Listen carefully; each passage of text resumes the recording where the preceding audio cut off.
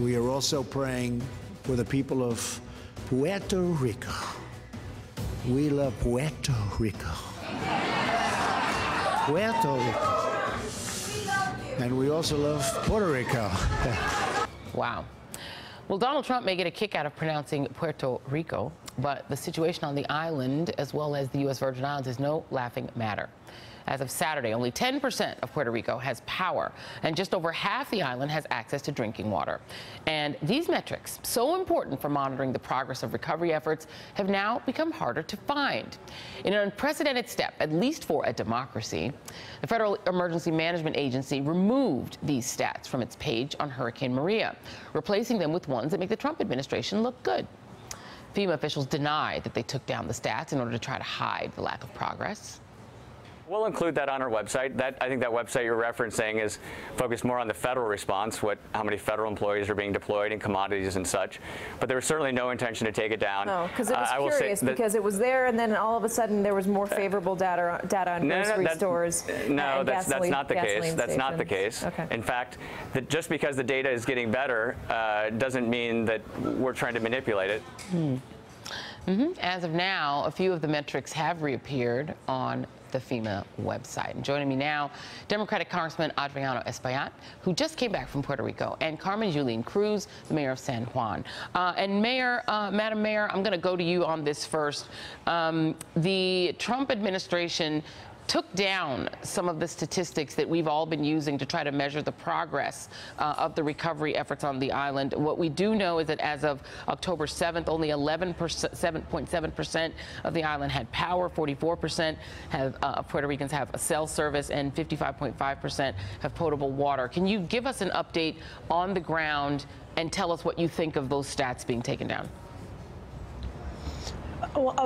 First of all, thank you for the opportunity, and my greetings to Congressman Espaillat, who was kind enough to be in San Juan last week. Well, it's not the statistics. I keep hearing all about statistics.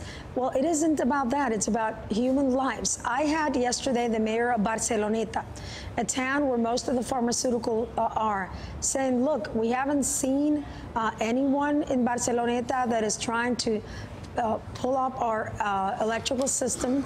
We don't have enough food. We don't have enough water.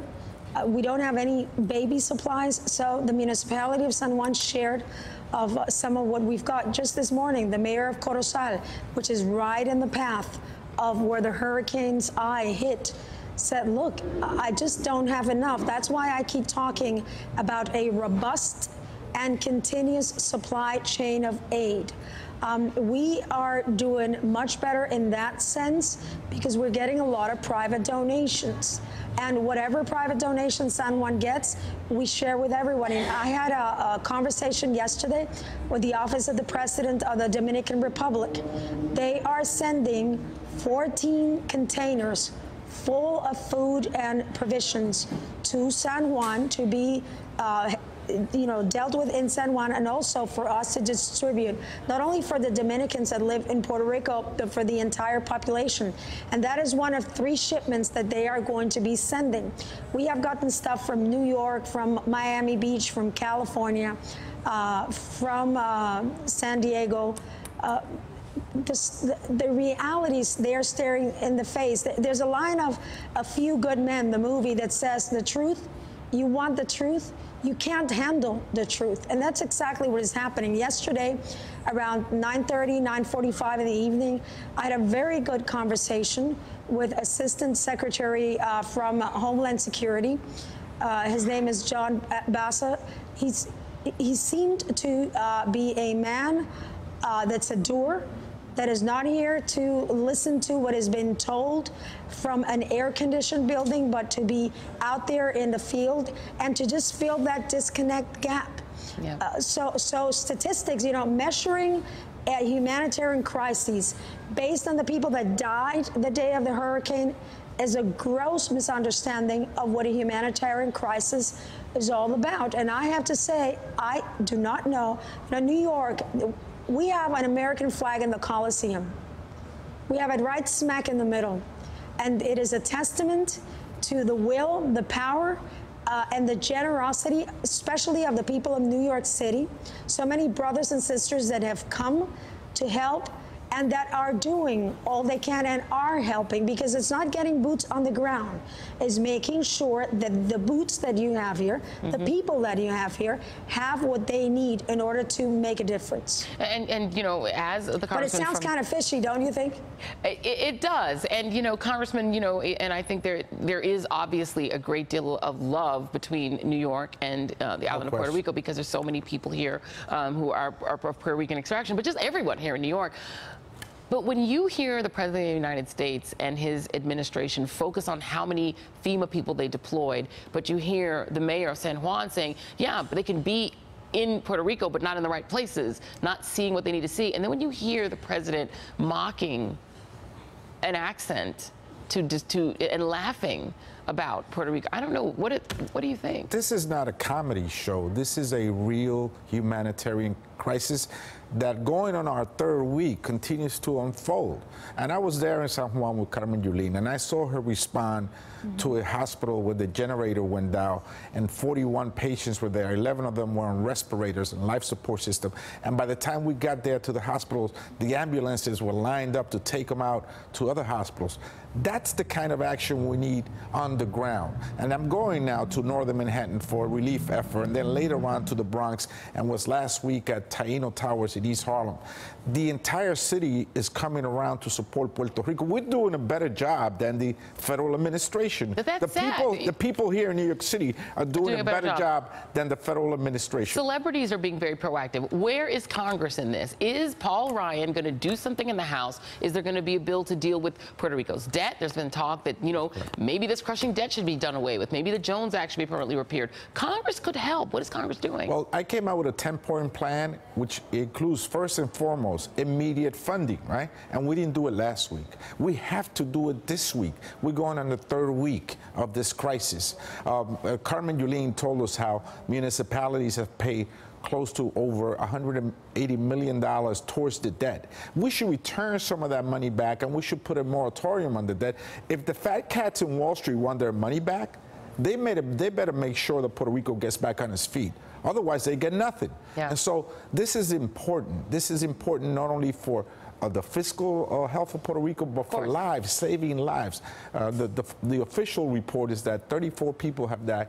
I sense that there may be more, unfortunately. Yeah. And this crisis continues to unfold every day. We're going on the third week, Joy. Yeah. Unacceptable. Saving American lives, and people need to just remember that that is what this is about. Congressman Adriano Espaillat and San Juan Mayor Carmen Yulín Cruz, always a pleasure to talk to you both. Thank you. Thank you.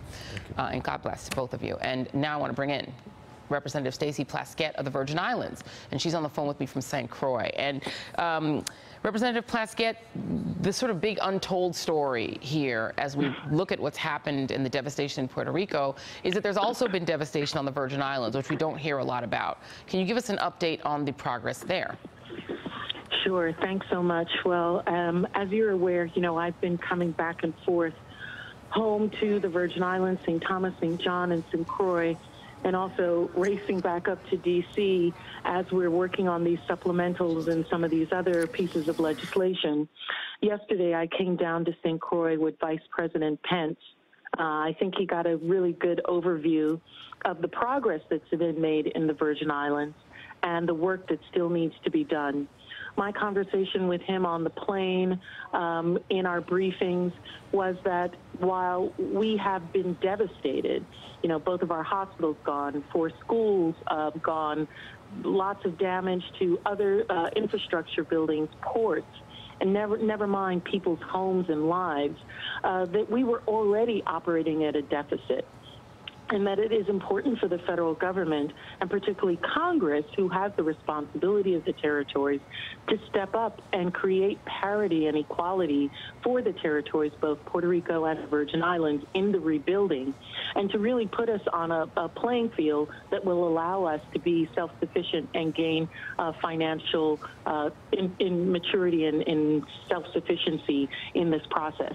How do we not just rebuild, but how do we leapfrog the technologies and the issues of energy, space, and time that have really kept us back from being all that we can be in the Caribbean basin. And I'm hoping that that message resonated with him. He seemed to be very compassionate and concerned about the people that he met and the conversations that he had.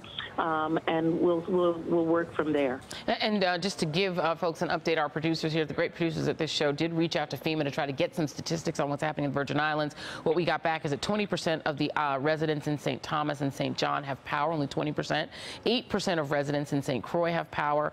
51% of cell coverage is operated. 31% of cell coverage is operating territory-wide. There's a boil water advisory in effect. There was a piece in the New York Times, Representative Plaskett, that talked about the fact that the Virgin Islands are often ignored by politicians. This was the quote: "They're not really on the radar," Sally Jewell, the Interior Secretary under Barack Obama, said when she would try to get members of Congress to take note of local issues in the Virgin Islands. She recalled she would be met with incredulity. They would say, "We're here to focus on the United States," and I'd say, they are in the United States. Your thoughts? Yeah, and that's, that's my main drive in Washington, talking with members. I mean, Joy, just even this week, a piece of legislation came up in the Energy and Commerce Committee about reauthorizing the Child Health Insurance Program, CHIP. Everybody in the United States was talking about it and its support. There was language in there for Puerto Rico. They completely forgotten the Virgin Islands. I'm scrambling and trying to get them put in by a member to be willing to do that, so that the Virgin Islands can get the same. Yeah. Congresswoman, I think we lost Congresswoman Stacey Plaskett. Thank you very much, Representative. Very quickly before we go, Congressman Espaillat, is that going to get addressed? That should get addressed. The Virgin Islands is forgotten. They're part of the U.S. territories. They are American citizens. They got hit very hard. They don't have the infrastructure even that Puerto Rico has. So they got really hit hard by 2 hurricanes, not just Maria, but also Irma. Yeah, absolutely. Thank you very much for your time, Congressman Espaillat. Appreciate it. And Representative Stacey Plaskett, thank you for your time. We did lose her on the phone, but thank you. All right, coming up, Donald Trump makes it harder for women to get birth control. Color me surprised. Stay with us. Hey there, I'm Chris Hayes from MSNBC. Thanks for watching MSNBC on YouTube. If you want to keep up to date with the videos we're putting out, you can click subscribe just below me or click over on this list to see lots of other great videos.